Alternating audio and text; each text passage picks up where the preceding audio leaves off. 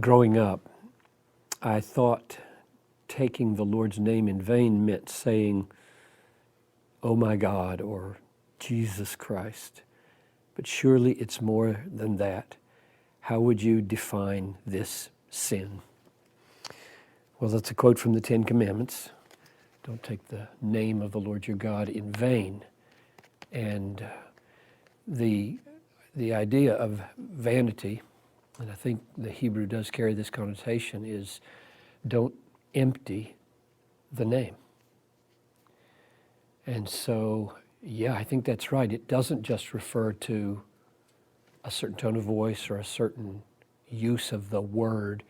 It's dealing with God and speaking of God in a way that empties him of his significance.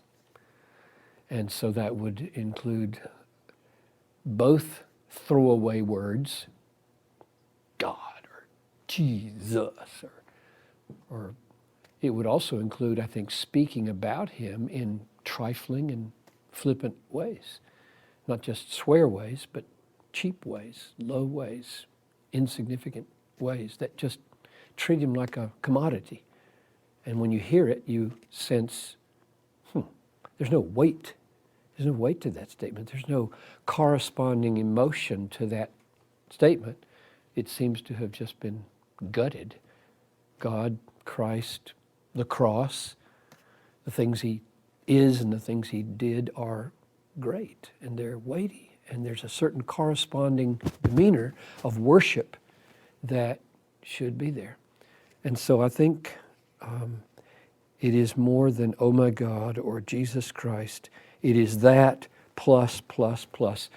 The positive way to look at it, I think, is revere God, love God, delight in God, know God, fill up God with all that he is, and then out of the abundance of the heart, the mouth will speak.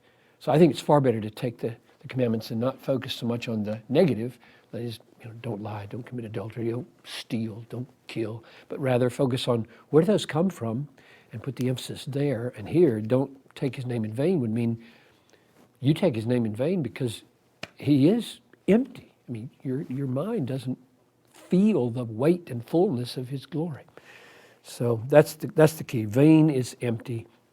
Don't empty God of his weight and his glory. Fill it up rather than emptying it.